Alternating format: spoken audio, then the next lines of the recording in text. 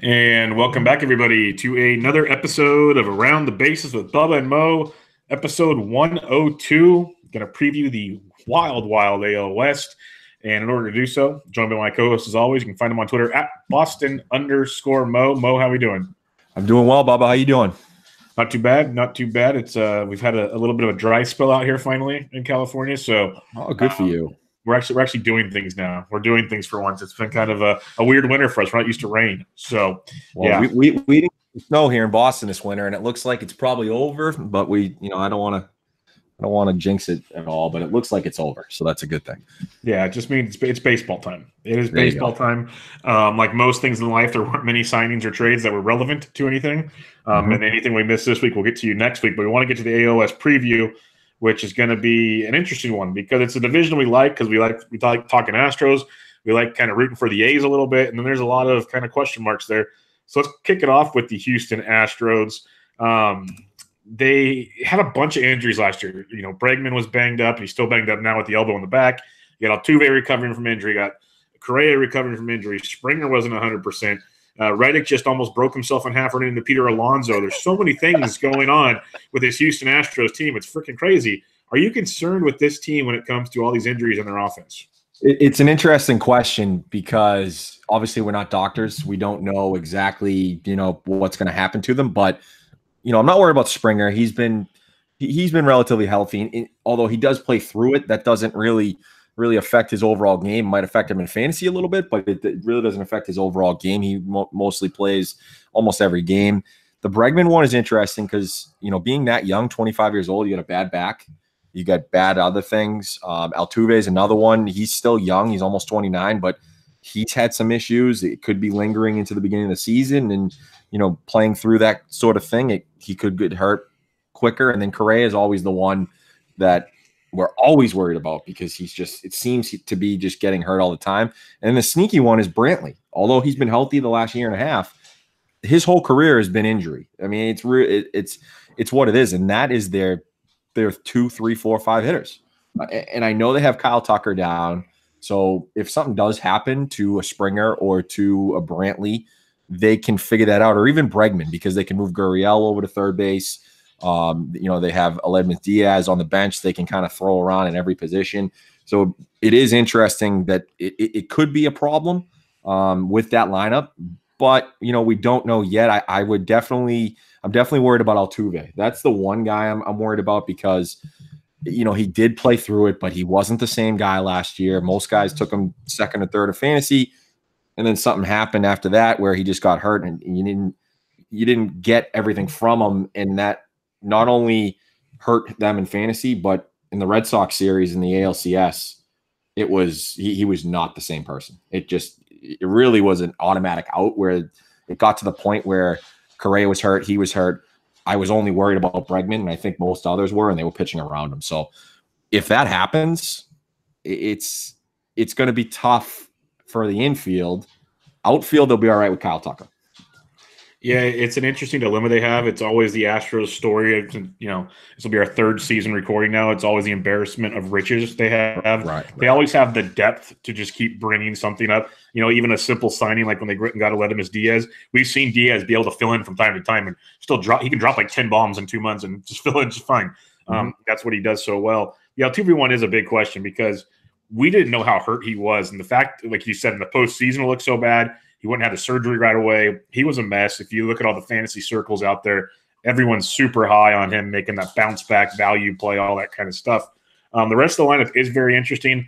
The one thing that's going to be interesting with Kyle Tucker, I was listening to the RotoWire, their weekly prospects podcast with James Anderson and Clay Link today. And James Anderson was saying, like, all these guys like Eloy and all of them, Vladdy, they're going to be up early April. Kyle Tucker is like one of the only ones that we'll see this year that can't come up until I believe it was June 12th or July 12th because he got so much playing time last year. They have to wait to start his clock even later this year. Oh, wow. So like all the other guys we can get in April. There's like a big slew. Peter Alonso, all those guys can come in April. Kyle Tucker can't come to almost mid-season because of that little bit of time he got last year. That makes a big caveat because I was with you. I thought he could come up early, and then once they said it, it made sense. Like, okay, starting the clock. Okay, I get it now. But So the depth with Kyle Tucker is not quite there just yet. We will see him this year, but it's not immediate. Doesn't that seem so backwards? We complain about the service time issue where obviously Vladdy should have been up last year. Eloy should have been up last year, and they're not going to be up at the beginning. Obviously, Vladdy's, they shut him down a little bit, so that's an issue. It seems backwards. Like, oh, okay, yeah, Houston was winning. They're not worried about the service time so much, but they bring up Kyle Tucker, and now they have to wait because they brought him up. It just seems so backwards. Yeah, it's horrible. It seems like once you bring them up, the clock starts. There should be no like take backs or like what they're doing basically. Right. It's like you did it, it's game on. But they found a loophole. Again, one of the million problems with the system. And next week we will dive into all these new rules they're proposing that are just, oh my God, ridiculous. They're still coming out like as we're getting ready to record the last couple of days, so we're kind of waiting on that. But yeah, it's bad. But yeah, the lineup going to be interesting. They always have depth, though. They'll always figure it out. And one thing with all that depth they have, they can always make trades at the deadline if worse comes to worse. Speaking of Kyle Tucker, he didn't have the greatest of starts last year in his small time in the bigs. We know this. He's going to, like I said, start in the minors for a couple months this year. Are you concerned about Kyle Tucker, or is it just a blip on the radar that a young player might have? Yeah, it's a blip in the radar. Like, I know 2017 – when he got to Double-A, he, struggled a little bit. He didn't walk as much as he normally does. And, the average just wasn't there. But last year was a Triple-A. I mean, he went 20-20. He batted .332 in only 100 games. He walked over 10% of the time, struck out less than 20% of the time. I'm not worried about it. It was 64 at-bats in 28 games, and it was basically mostly pinch hitting duty. I do remember playing DraftKings when he was up, and he was really, really low. So you kind of had to play him when he did start, and he didn't perform, obviously. But I can't be worried about this guy at all. And it's too bad that he can only come up in the midseason, because if you look at, everyone picking Eloy early, Robles is going to play, and he's got, 2020 potential as well. It's too bad that he can't come up, because if you could wait and say, okay, Kyle Tucker's still a top 10 prospect, and then you wait until like the 250 to 300 to take him, you might get more value there by taking him instead of Eloy or Tatis or a Robles, depending on, how they do things there too. So that's an interesting angle that we have to wait for in the middle of June. Yeah, Tatis is another one of the guys that's coming up mid-year, but he was kind of expected there. Like that, exactly, I recommend listening to that podcast for all the listeners out there, because it was like a really good breakdown of, okay, guys you can gamble on that you expect early, or guys, if you gamble on them now, you have to wait a while, or you wait until like middle of May, you grab them cheap, and then they come up in June. So I highly recommend it, because Tatis was on there and a bunch of guys like that. And back to Kyle Tucker, I think he's going to be just fine. Like you said, the biggest thing with me is a lot of it was just pinch hits. So how's a young kid supposed to get accustomed to playing in the baseball in major leagues if he's not getting regular playing time? So he'll be just fine. The tools are still there. Like you said, the strikeout rate was the same as it's always been with him. There's still a lot to like there with Tucker, and he'll be just fine, because every time they sent him down, all he did was destroy baseballs in AAA. So he'll be just fine in the bigs. Let's talk about this pitching rotation. Always a dominant one, headlined by Verlander and Cole. Kind of, no Keuchel this year, no Morton. It got interesting. Josh James was supposed to be the man. He's out. The 3, 4, and 5 right now, we got Wade Miley, Colin McHugh, and currently Brad Peacock is winning that 5th spot there. Do you think it's enough to still be a top-tier rotation, especially in the American League? So the only concern I have with it is, I'm not worried about losing Keuchel, because if you look at Keuchel and Miley, and I know Miley was really, I mean, you could say off the charts good last year, sub-3 ERA for the Brewers, coming in the midseason for 16 starts. I mentioned last week that he eats innings. That's one thing you can say about him is, sure, he may allow 5 earned runs, but it's going to be in like 5 innings. He's not going to get blown up early. He's going to fight through it and push to at least a minimum of 5 innings to not really murder your bullpen for a particular series, if it's the first game or whatnot. They're pretty comparable pitchers. They're both heavy ground ball guys. I'm talking Miley and Keuchel.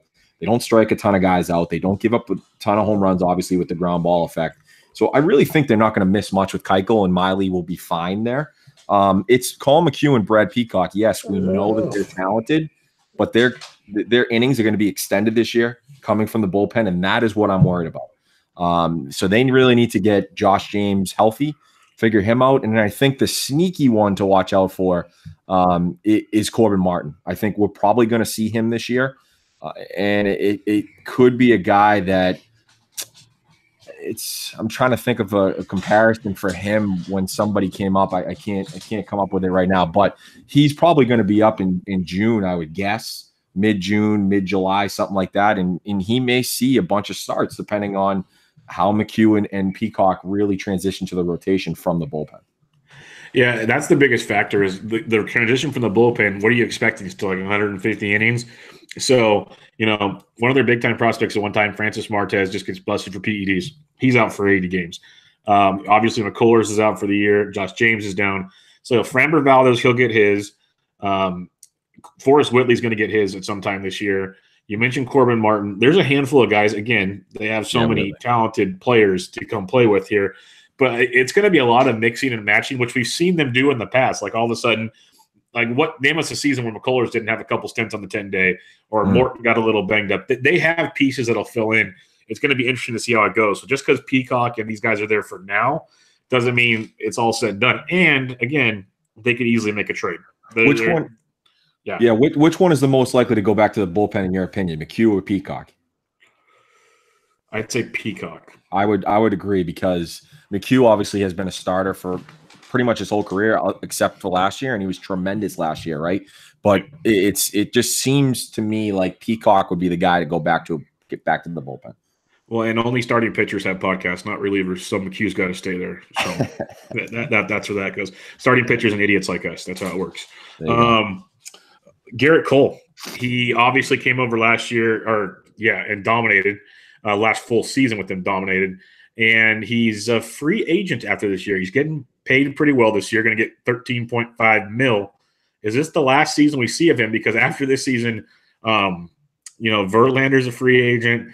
You got Joe Smith, Chirinos, Miley, Rondon. There's a lot of McHugh and so on and so on. There's a lot of money coming off the books. Does Cole come back? I have to think that they are going to make a huge push to try to sign him. I'm actually surprised, and I probably should have looked, and while I talk, I'll kind of Google to see whether he's a Boras client. I don't think he is. He seems too good to be a Boras client. Yeah, right.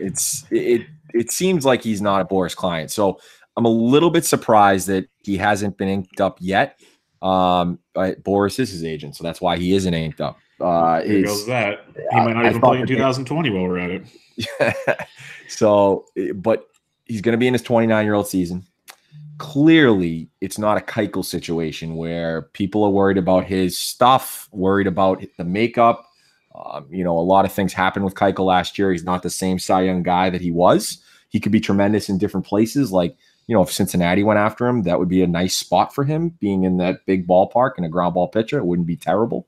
I have to think they do whatever they can to keep him. Having said that, they have a lot of decisions to make over the next couple of years, and they're with the prospects that they have. If they all pan out, they're sort of set up okay. Where if they maybe they ink, Verlander to another 2-year deal if he continues to perform. Granted, he's almost 37 years old, so that's a tough thing to do as well. But they're kind of set up with Josh James, with Whitley, with Corbin Burns. They have guys there that they should be their aces, but how many innings can those guys go?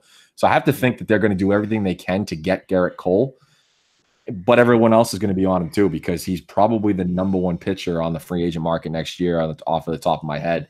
I don't think there's really anyone else his caliber going out there at 29 years old. So I think it's probably going to be his last year, because I think someone is going to overpay him. A Chicago White Sox, granted they don't give money, but they did go after Machado. A Philadelphia Phillies, something like that. Yeah, someone's going to pay him, and I forgot to mention all that money coming out the books, but then Altuve goes from $9.5 million to $29 million next year. So there's $20 more million going somewhere else. Springer and arbitration, it's going to get a lot more. Roberto Osuna. There's a lot of arbitration coming up here. Bregman's first year. They better make a deal with him quick, or they're going to go broke. Yep. Because we never really seen the Astros spend a lot of cash outside of the Altuve deal. Like giving Brantley 2 for $32 was a big deal for them. So I think they should. I think they need to keep Cole. I echo everything you just said. It's just something we haven't seen with these guys because they, again, I keep saying it, it's like a broken record. They have that embarrassment of riches, so they don't feel like they need to spend. And they really haven't had to spend. But it's kind of like with the Cubs, where it's coming to that point now. Who are you going to keep? Who are you going to pay for? with all those young guys that won a year title. Now it's time to figure out who's going to lead the way for a little bit longer. So really interesting stuff there with the Cole situation. We'll have to keep an eye on. Probably not until next season, though. By the way, Garrett Cole from Newport Beach, California. The Padres need pitching, so I can't rule them out. So do the Angels. Yeah, but they gotta worry about their big guy after next year. Okay, save him from going to Philly. Yeah, and let's not count out the Dodgers either, because they'll probably be one Clayton Kershaw short next year when his arm falls off. So stuff like that. But let's get to the bullpen with the Houston Astros. It's been a really good thing for them, but also kind of fell apart in the in the postseason, and kind of led to their demise, especially against the Red Sox. Super talented group there with the likes of Roberto Osuna. Even if you don't agree with it off the field, which you shouldn't.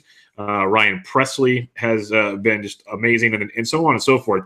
It's a good bullpen, but is it good enough to help them this year, or will it be their demise yet again?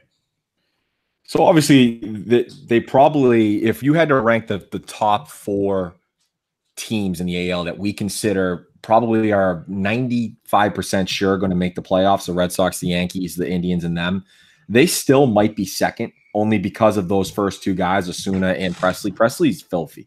Yeah. I mean, he is just straight filthy. That's the guy I wanted last year from Minnesota. Didn't get him. He'd be closing on probably 2/3 of the teams in the majors, and he's a free agent after this year too. They're going to get somebody. You could see, again, I already mentioned Corbin Burns. You could see him, Corbin Burns. Did I get that wrong? Corbin Martin? Martin, yeah. Yeah, Martin. Burns is on the Brew Crew. I was going to say, I always mix the 2 of them up because of the first name. You don't see Corbin's a lot. But you could see him up, and depending on Josh James's health, he could be that 7th inning guy.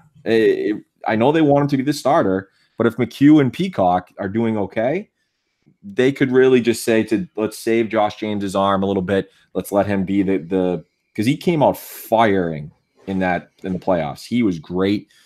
This will be, like you said, you phrased the question, this will be the problem for them if it happens, because right now Chris Davinsky wasn't what he was the year before. At least, in the first half he was okay. He didn't really pitch in the second half. And then you're counting on right now as your 7th inning guy, Hector Rondon. Decent pitcher. Will Harris was okay as well. And then you got Raymond Gudon. You've got Cy Snead as their left-handed guy, Rule 5 guy. It just doesn't scream great bullpen to me. So I think if something does kill them, it's going to be this bullpen. No doubt about it. Okay, is this the last year the Astros are the auto winner for the AL West, or are they still going to be good for a little while? I'm going to say yes, and as the auto winner, I still think they could still win it, but it's kind of with a caveat. Is Jesus Luzardo and is AJ Puck the starters and the prospects that we think they are for the A's? And if that's the case, they've got 2 frontline guys, and then maybe you get a Sean Manaea back in 2020 to be really a 4-5 guy, which is not a terrible 4-5 guy. And that rotation is very good. We already know their bullpen is good. They can build a bullpen, and then that lineup was the second best lineup in regards to WAR from Fangraphs last year. So if they really can get those young guys to be what they're supposed to be, the A's will give them a run, not only this year, but starting next year, and it will be a good race like it was at the end of last year. Yeah, no doubt about it. I think they'll be there for sure. But the A's are coming. The A's are definitely coming, and then you never know what the rest of the division will do. I think it's going to be a while for the Rangers, and the Mariners are always going to figure something, because Dipoto will trade for 12 more guys come next season when you do a preview. But right now it's going to be the A's and the Astros for a little while here, and I absolutely love what the A's are doing. So I wouldn't be shocked if the rain comes to an end here in the next couple of years for sure. Yeah, I love what the A's are doing. Let's move on to the Oakland Athletics. They were second last year. They finished in the second wild card and lost to the New York Yankees.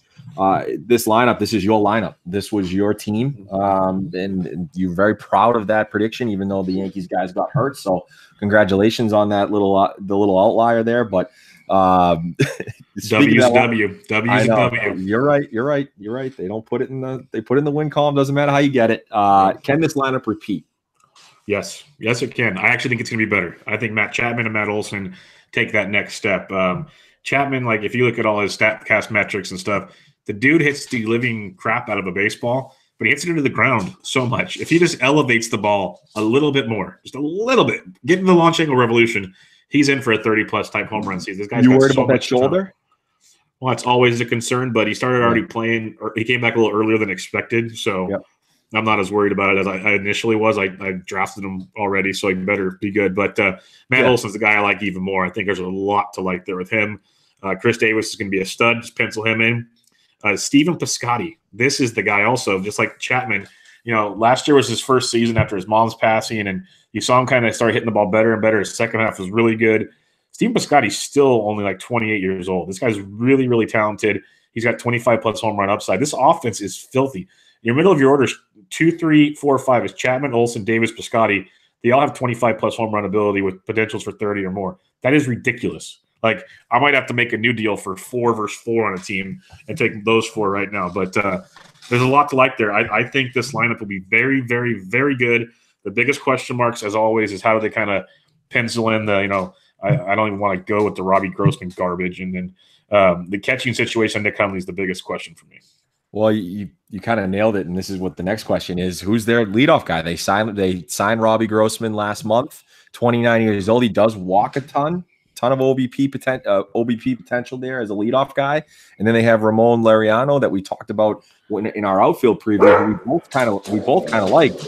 Roster Resource has Grossman as, you know, the switch hitter, as the guy leading off right now, which is very interesting with limited pop.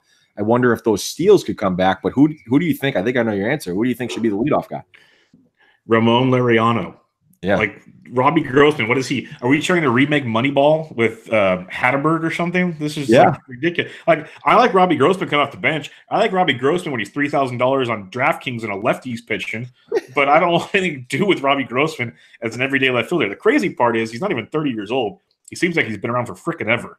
But you know who I'd really like to see happen here is you put Laureano leading off, or if you want to keep him ninth, it's fine. You know, have that speed, the second leadoff man, whatever. Have Chad Pinder lead off and play the outfield. He can play left field. He can hit the living crap out of a baseball. I'm good with that too. But I know they want the lefty up front because Pinder's a righty and Grossman switch hits, whatever. But I really don't understand how they could have Robbie Grossman leading off. But this is the A's. This is what the A's do time and time again. They have like their little core, and they put these other guys around it, and they make it work. Somehow, some way they do. But Robbie Grossman should be on the bench. He should not be leading off in this lineup.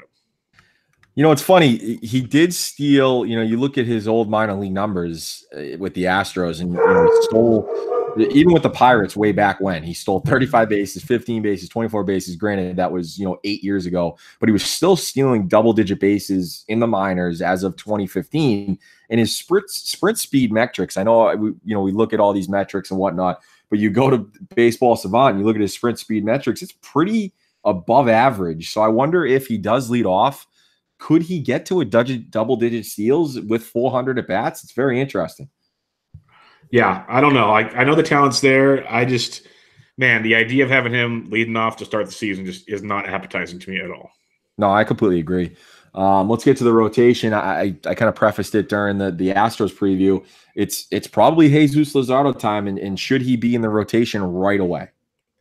Yes, he should. He won't because of the needing to get the service time. But if any of these rookies start early, there's a good chance it's like him or Chris Paddock.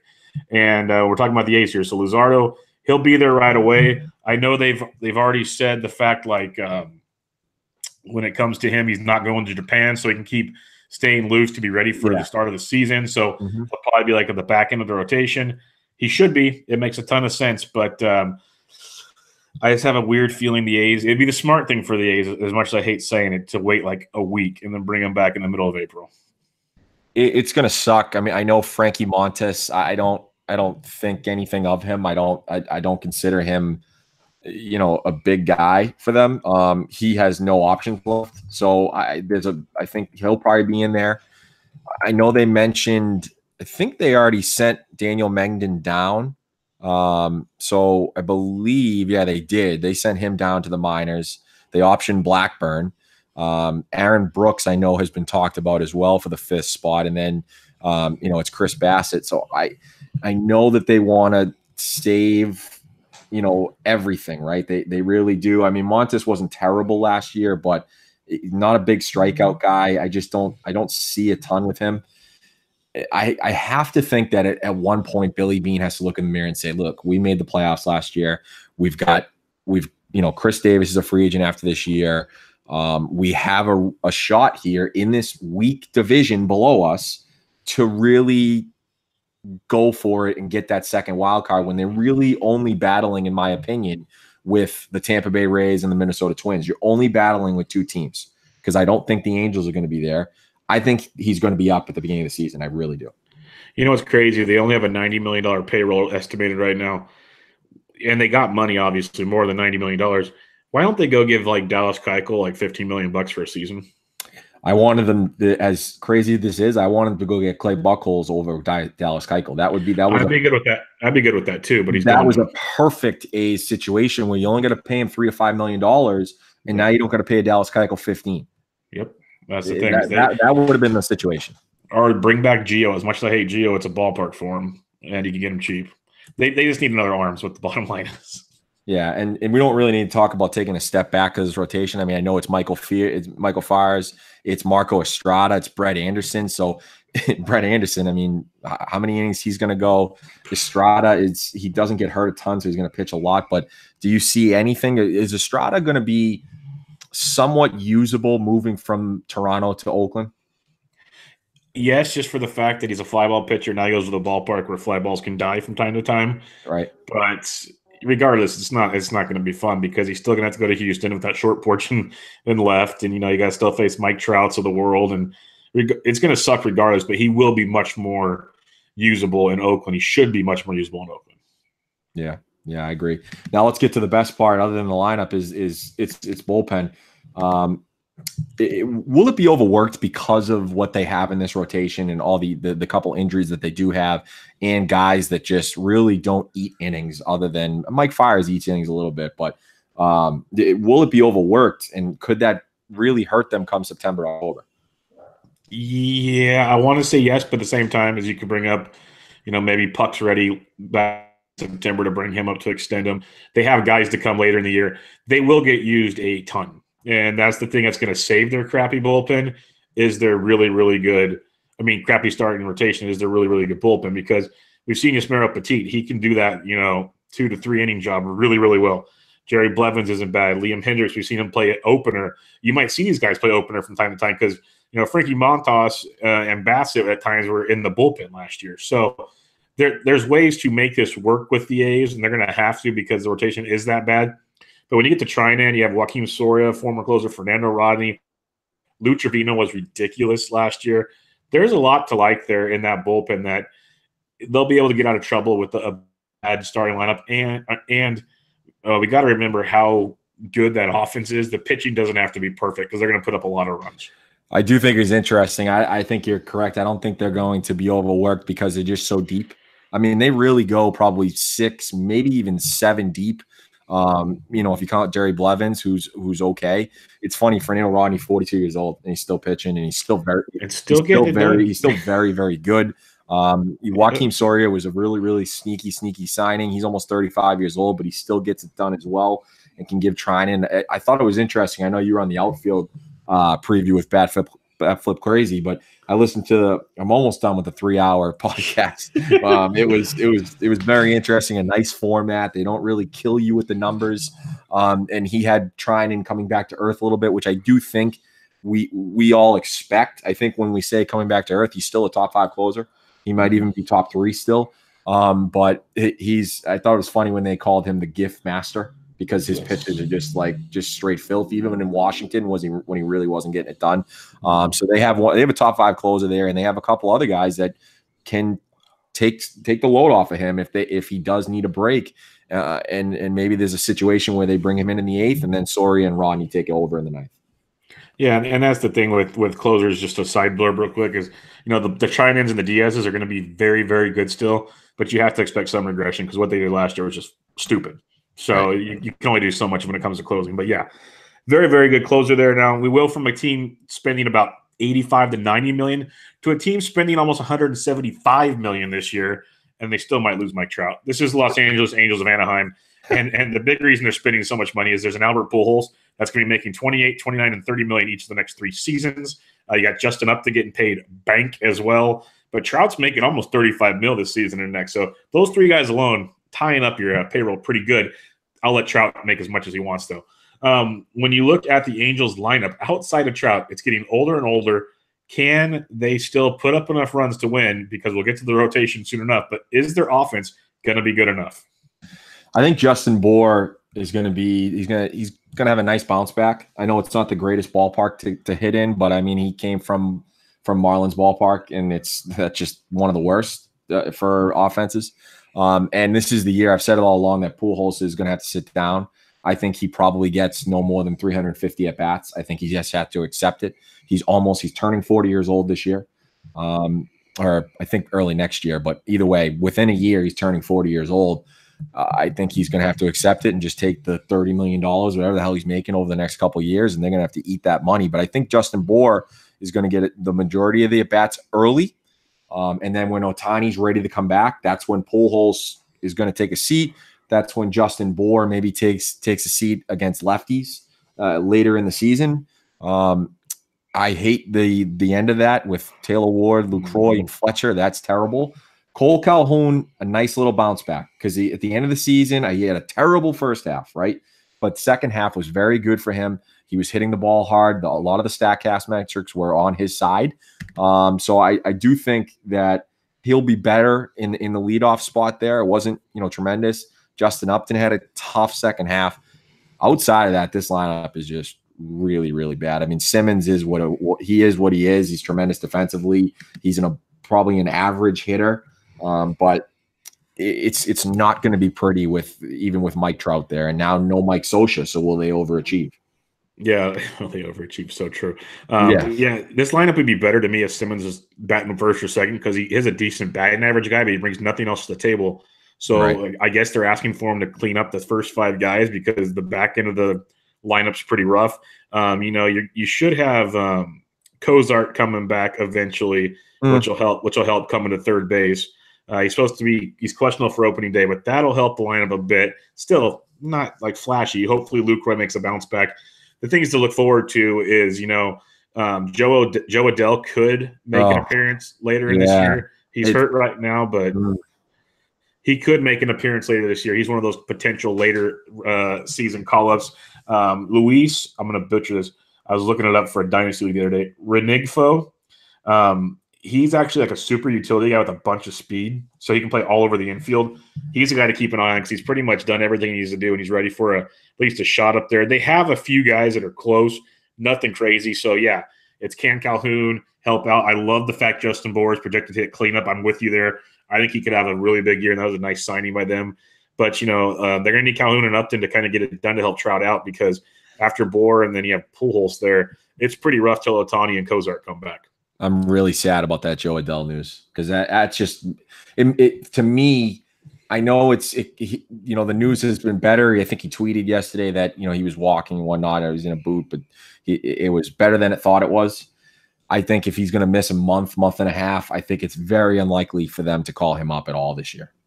Yeah, that's the weird part. I almost tweeted it out, but I didn't, just because I didn't feel like trolling. I didn't have the time on Twitter to play the troll game. But we always accuse pitchers for getting hurt running the bases, and Joe Adell got hurt running the bases. So just wanted to throw that out there. Fast. I just wanted to ruffle feathers just for fun, but didn't go there. I tried to do that with Odell Beckham Jr. and the pickets came out, so that wasn't fun. Let's talk the Angels rotation. I'm going to change the questions up a bit here because we got news we got yesterday on Andrew Heaney, but they have a rotation of Matt Harvey, Trevor Cahill, Tyler Skaggs, Jaime Barria, and Felix Pena. Not horrible, not great. Might even be better than the A's, but not great by any means. Can this rotation get it done? Because technically Matt Harvey is their number 1 going into the season. Yeah, the answer is no with this Heaney news, because if Heaney was I was a big Heaney guy. I wasn't able to get him because I think everyone else was a big Heaney guy too with his advanced metrics and whatnot. So I wasn't able to really get him where I wanted to. So I had to really pass. I think the Cahill signing's nice. Will he stay healthy all season? Probably not. I think Oakland lost a good one there, or a guy that's going to pitch 135 to 155 innings and be in the low 4s. That's not terrible. Skaggs is interesting. He really is. I mean, you look at what he did last year: 4.02 ERA, 3.63 FIP, 45% ground ball. He's just always hurt. I mean, he's almost 28 years old, so he's right in his prime. Big, tall lefty. He's got a forearm injury already. I mean, he just can never stay healthy. He was, a former sandwich pick for the Angels way back when. It's just he just can't stay healthy. So you really can't count on him, and that sucks because he's got decent stuff. 2.4 WAR last year. That's not terrible in 24 starts, but he just can't stay healthy. I think, maybe they get JC Ramirez back in the middle of the year, but it just doesn't look good, and I can't believe in this team. Yep, Heaney's hurt. Ramirez back midseason. Skaggs has been banged up a little bit this preseason. There's a lot of question marks. Okay, Hill's good for a DL spot or two. Berea and Pena are interesting. They're young. Berea was one of their top 20 prospects in a bad system, but there's not much there. Like Tropiano's in the minors and Dylan Peters that can be fill-ins, but still nothing to write home to mom and dad about. So it's rough, and this is why it makes me laugh. They have almost $175 million payroll, and you have this as your starting rotation. I liked Matt Harvey and Cahill if they were like 3s and 4s, but now if they're leading the way, it's a little sketchy. When the Heaney news came out last night, Bob, I tweeted. I'm wondering, did they hire Ray Ramirez from the Mets when the Mets fired him? Because it's how many Tommy John surgeries are we going to have with this team? How many arm troubles are we going to have with this team? I mean, they had Middleton last year, JC Ramirez. You got Heaney possible. Garrett Richards had like 3 of them. I mean, Skaggs, we don't know if he's going to have one. And now, Matt Harvey I think he had one. I mean, he could have it again. Who knows? It's just, it seems like they're having this problem a lot with that team. Yeah, I remember I also tweeted out, I said, Andrew Heaney's elbow or shoulder is messed up. Welcome to the West Coast Mets. So, yep, it's go time. Let's go to the bullpen. They did add a closer. That was always a question mark in years past is who's going to close for these guys? Is it Cam Bedrosian? Heck, we had Bud Norris getting the job done a couple years ago. They went and signed Cody Allen coming off a rough season, and I know it broke your heart because you're a Ty Buttrey fan. But Cody Allen get it done because he's even looked a little sketchy in spring training. No, I think at some point it's going to be Ty Buttrey getting most of the they've got nothing tied to Cody Allen. It's really just their bullpen's not deep. You can take a shot at him. He's only 30, but that velocity came down. Brad Hand pretty much took over for him last year. I think Ty Buttrey's going to get a shot. And I'm not sure there's anyone else in that bullpen that, Cam Bedrosian, you did mention. They gave him a shot. I just don't see it. They lost Blake Parker, who was my guy last year. He went to Minnesota. Not a huge loss, but he's better than a lot of guys they have in that bullpen. I think the wild card here come maybe mid-June to beginning of July is Kenyon Middleton. He's going to be coming back from Tommy John surgery. Will he be completely healthy, and will they want to push him into a high-leverage situation in the 9th? That's a big question mark for me, but at the same time, late in the season, you want to use your fab on him. He could end up with 5 to 10 saves by the end of the year, and it could mean the difference for you winning your league. Yeah, Middleton was a big fab guy last year. Got the job done, then he got hurt. So, yeah, I like that call.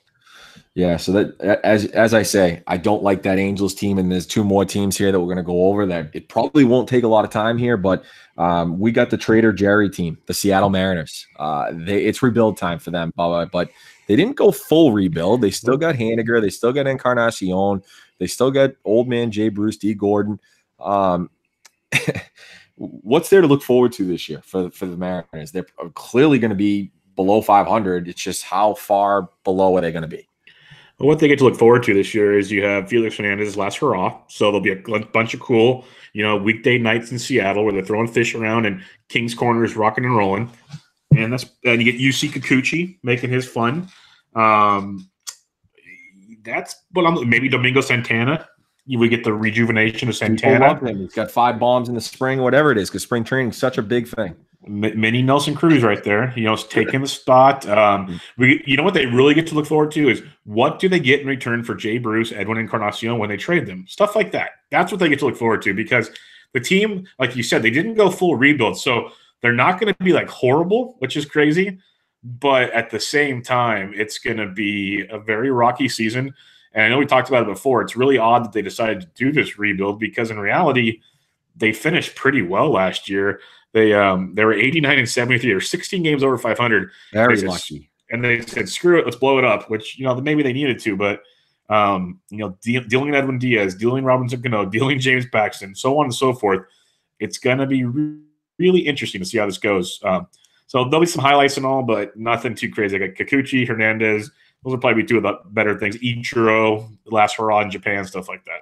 I'm just waiting for the day, July 31st, maybe even July 20th, when Edwin Encarnacion is a New York Yankee, because Luke Voit, even though, his StatCast numbers, his hard hit numbers, his barrels per plate appearances, they were really off the charts in those 180 at bats, but that's why the Cardinals cut him, right?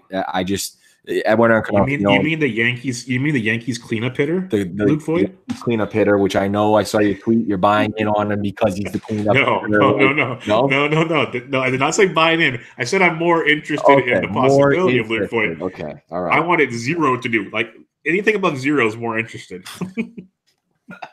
If I had a lottery ticket that I told you was going to win, would that be something you might be interested in? Okay, there's a little entourage reference right there. Yeah, he's going to be there. And then everyone's darling, which I thought last year I was the last one on the train, but I've seen probably too many tweets about this guy. It's Daniel Vogelbach, which everyone's back on the train. He's going to be the DH, and then he'll be the first base after that.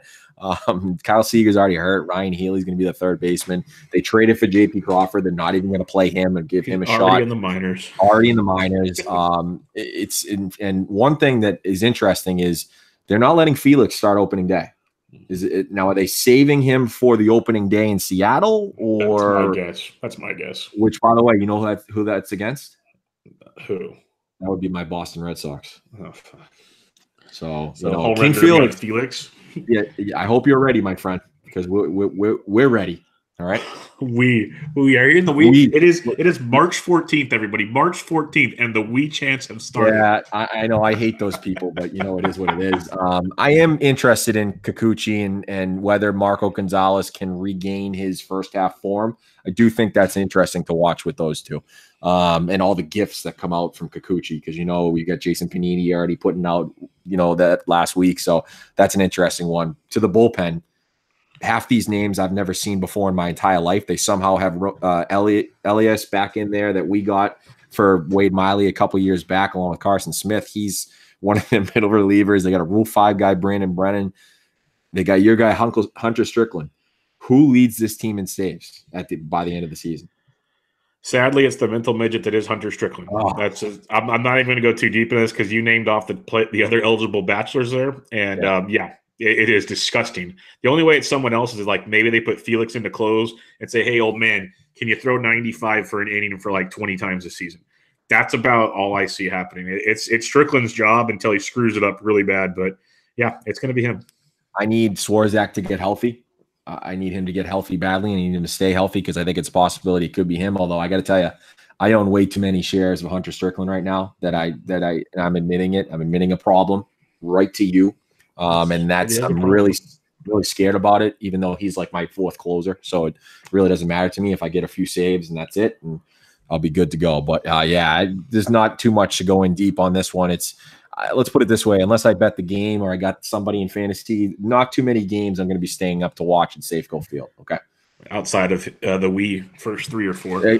Outside of the first Wii games, yes, exactly. All right, let's go to the Texas Rangers, who I'd actually rather stay up and watch these guys because at worst, they have the chance to score a lot of runs. They might give up a ton. It's like a slow pitch softball score most nights. And we know the ballpark plays lively in the summertime. It could be we could be calling this Coors Light now that there's a humidor in Arizona. The lineup, it still consists of Chu, Odor, Andres Mazzara, Gallo, Asdrubal, Guzman, Mathis, and Delino DeShields Jr. What do you think? Is the lineup good enough to at least make it interesting this year? Oh, of course. And you know what's funny about it is they're young. Like obviously they've got Shin-Chu Chus. They got him, at almost 37 years old, and they have his contract. Hopefully they get rid of that pretty soon. I mean, his first half was nice, but he really dropped down the second half. Andrews is only 30. Odor's 25. Nomar Mazzara is almost 24. Gallo's 25. Guzman's 24. And then they still have Willie Cahoon, who we'll mention in a second. And then DeShields is 26. So it's a really, really young lineup. We know they have a lot of power. We know they can do well in that ballpark. it is definitely enough to keep them competitive. I think it will be interesting to see if Guzman can keep that job. You've got a couple of guys that possibly could come up with Leody Tavares, who's in Double-A last year and probably will start there this year. But it can definitely keep him there because, I'm an Odor guy this year. I'm back on that train. I think he's going to have an unbelievable season. I think he's going to hit 30 homers. I think he could steal 15 bases. He's going to have a tremendous season, and people are already raving about him hitting home runs to the opposite field, which normally he never does. And he's hitting it to all fields now. So I'm very excited about that guy, and maybe a bounce back too for Elvis Andrus. And then I know your guy, Drupal Cabrera, is there too. So it's really a sneak. I don't know if I think sneaky may be the wrong word, Bubba, but it's a really good lineup, and it's probably a top 10 lineup. Yeah, it's actually a really, really good lineup. That's why I think they'll surprise people and be in a lot more games than they probably should be because they'll just score enough runs to be in them. They still have Matt Davidson, Logan Forsythe, a couple of veterans in the minors. If worse comes to worse, they fill the gas. They got Hunter Pence. Like, what? I was just going to ask you about this. Yeah, keep going. Yeah, what can go wrong there? Like, so many things. Plus the other youth, like Willie Calhoun and company. So there's a lot to like in this lineup. Like, a lot to like. Like you said, super young, still outside of Chu, who's almost 37, but yet still continually getting it done. As Drupal as well, but good fillers there, and I think it's a very interesting lineup. I hope that they can get Calhoun some at bats. They have to see if this guy can play. They just have to. I know it's tough because they have Joey Gallo. They're moving him to the outfield. Maybe they have Guzman at first base. They have Chu at DH. They traded for him to be the DH. So let's figure this out and get him at bats. Why are we letting Hunter Pence on this team? Why are we doing this? Even though he's got 4 home runs this spring and 3 stolen bases, so he looks rejuvenated. Perfect. So what happens when you go play Dominican baseball because no one else wants you around? When do you think Willie Calhoun gets a shot? Because, he got a shot last year, didn't really do much with it. Again, like we said with Kyle Tucker, don't read too much into that. But when does Willie Calhoun actually get a shot? Because he's getting blocked by a handful of people. I don't even think I can give a specific date. If they're going to have Hunter Pence, and I get it, you want him to have full-time at-bats in AAA, and I know last year when he didn't make the team, he kind of pouted, and I understand why he was mad, but you just have to play. You have to continue to play, and he struggled in AAA because of that. We know that happened to Acuna, too, at the beginning of last year, which is why it took him so long to get up, because he thought he was going to be on the team. He should have been on the team, but he wasn't. He's got to mash. That's the only way he's going to get consistent at bats. Guzman's nothing to write home about. 24 years old, really can't hit lefties very well. But Calhoun probably can't play first base, but you can move Gallo there and put Calhoun in left. You have to figure something out to get him there because you traded a rental of Yu Darvish and you got a good hitting prospect. You got to give him the chance. It's been too long now. Let's talk about the rotation. Mike Minor's leading the way, and then Lance Lynn, they went and got Drew Smyly, Edison Volquez, Shelby Miller. Doesn't scream a lot to be happy about, and this is why that offense has to score a ton of runs. Can Mike Miller be decent? Because we saw him in the second half really get it done. Is he good enough to be the guy to lead the way here? Yeah, Mike Minor is I wanted him to stay in the bullpen. Obviously, he was hitting 96, 97 the year before. I think I said this in the preview last year that they should have signed him to be in the bullpen because they needed help in that bullpen. And as we're going to talk about Jose Leclerc, which we love. They still need help in that bullpen, and he could be a tremendous asset out of there. But he was decent in the second half. He got his velocity slowly rose during the season. I think he was hitting around 94. That's pretty good. He's probably not going to be, we're not going to talk about like a mid-threes guy, but there's a possibility he could be 3.9, 3.95 based off his second half if he can keep that velocity up and he's got the innings up. I'm inclined to buy him late this year, and I think he could be pretty good for the Rangers, especially if he continues what he did in the second half. Yeah, it could be really interesting there with him, but overall that rotation is dreadful, absolutely dreadful. Heading to the bullpen, though, we got Jose Leclerc, who just kind of came out of, I wouldn't say nowhere is the right word, but kind of came out of nowhere last year and really got it done. He already got his extension this year, so he's getting paid. He can relax. He's filthy, really, really filthy. Are we all aboard the Jose Leclerc train this year? Oh, another one. Yeah, I'm all aboard this train. I love this guy. If he was on a tremendous team, and I know, the only thing you bring up is, yeah, he signed his contract, but I thought it was a great point again on the Bat Flip Crazy podcast is they kind of brought up, sometimes when you get these deals, you're more tradable in a way, because you're locked in. There's for a fact that he's not going to make any more money than he already does. We know saves drive arbitration numbers, which, right or wrong, that's just what they do. But I'm all aboard this train. He's 25 years old. They shouldn't trade him, but if they can get a Mejia like Brad Hand got, and someone like that can help them, especially if it's a pitching prospect, they need to think about making that move, because they need starting pitching badly, because the whole starting staff is basically like the baseball America top 100 prospects from 10 years ago. That's what they are. And Drew Smiley and Volquez and Shelby Miller, that's their rotation, and they're hoping to get a lot of those guys. So, it's the Leclerc train, and then it's Jesse Chavez, if he can continue what he did in that second half. Yeah, no doubt about it. Because other than that, there is not much there, as you mentioned, Jesse Chavez and everything else. So, in a world of trouble, let's go over baseball prospectus real quick at PECOTA. They got the Astros at 98 and 64, the Angels at 80 and 82, A's at 79 and 83. So A's at third place, Mariners at 72 and 90, and the Rangers at 70 and 92. Who do you have winning it all, and who do you have finishing second, just out of curiosity? Yes, I have obviously the Astros winning the division. And then after that, it's probably, I'm going to go just chalk and just go the A's. I think their lineup's too good. I think their bullpen's too good. And I think the Angels are terrible. And now with Brad Ausmus as the manager, they're not going to overachieve anymore. Mike Trout will try to carry them if they can. They really need to think about trading him this summer. That's just my opinion. I know they won't do it because they want to try to keep him, but I really think you need to start this rebuild now.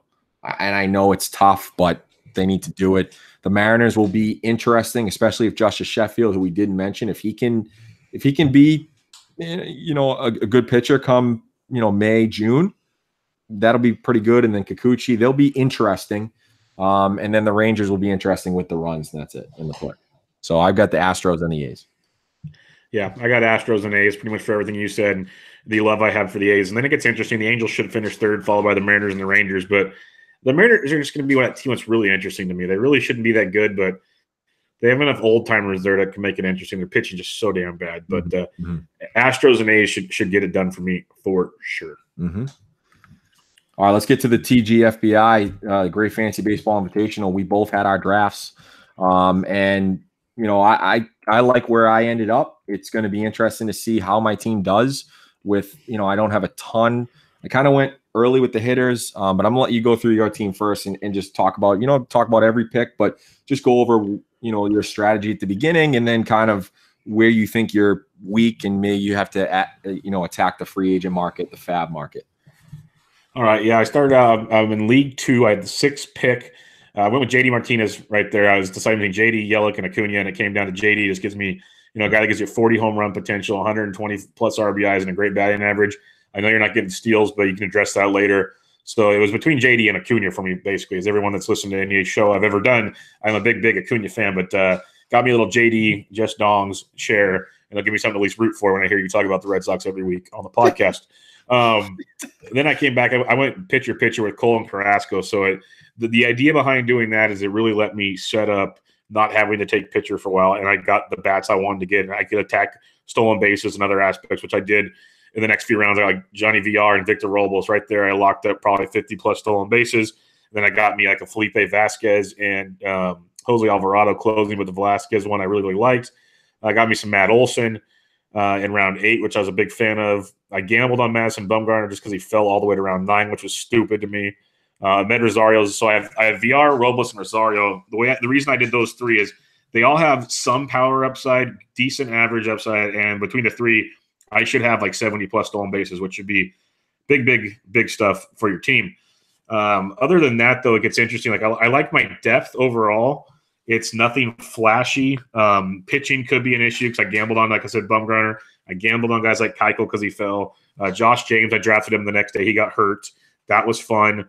The bats, I like my depth with like guys like Josh Bell, Max Kepler, Cole Calhoun, Kike Hernandez, so on and so forth. But for me, if some of the late depth stuff doesn't work out, that'll be where I'm attacking it. I'll probably have to be really following starting pitchers that break out because when you have a bench of Merrill Kelly, Jeff Samardzija, Derek Holland, and so on and so forth. They're good ratio guys. They're not flashy. They're good fantasy guys, but in the grand scheme of things, that's where I'll probably be hurt the most, barring injuries. I really like my starting offense and the core I'm building around, but starting pitching will probably be the caveat that really gets me. But hey, if you look at Smada's projections, I'm projected to finish like 21st overall and first. I was just going to say, yeah. So I'll be very happy with that. But projections are only fun until the season starts. It's just a better start than last year. Let's put it that way. Well, if we before I go through my team, if we go through the projections of what Smada says, I am going to be 246 out of 315. So the projections do not like my team a lot, especially the offense outside of batting average. They have me really, really low in home runs, runs, and RBIs, which I can understand. So my team basically, which league are you in again? Sorry, I'm in League 11. Okay, I'm in League 11. So we were texting back and forth a little bit during this because we both had the same slot. We both had 6 pick. I was targeting JD as well. He went before me. And then I had the decision between I could have taken Trey Turner. I decided not to because I wanted to wait on shortstop. So I decided with the 5 outfield positions, or 4 outfield, I think it is, whatever it is. But I decided to go Acuna, and I went Acuna over Yelich. We'll see if I regret that pick based off of. I don't think I would regret the pick, but I think it's based off of where he bats in the order. If he bats leadoff, I could be really hurt by RBIs and whatnot, and that will kind of kill me. And then I was targeting Garrett Cole, which you ended up getting. He went 2 picks before me, so I got Aaron Nola, which I was happy about. And after that, it was between – this was probably the last one that I was kind of going back and forth on. It was either Benintendi or Chris Bryant. And I decided to go Benintendi, kind of lock in some stolen bases there. So that's an interesting one I may come to regret if Bryant really comes back to his first-round form. And then after that, I went a different strategy. I decided in the 2 – for those who don't know NFBC – 2 catcher leagues, I decided to go Real Muto at 55. It's something I normally don't do. I normally don't go catchers early, but where it's 2 catchers, I decided to try this. And being in that ballpark in Philadelphia, I really think he's going to thrive. I do over this year. I think he's going to be much better than he was last year. He's surrounded by hitters again, like he was when he was surrounded by Yelich and by Stanton and by Ozuna. So that'll help him as well. And then the next few picks, I went Barrios. Hopefully he can develop that changeup. I went Jose Abreu for a nice bounce back with first base not being deep. And then David Price, Odor, who I've already talked about loving, Michael Brantley to sort of help out with the average, and hopefully he can swipe 10 bases, something like that. And then I went Alvarado as my first closer. Stephen Piscotty, who you mentioned, big guy.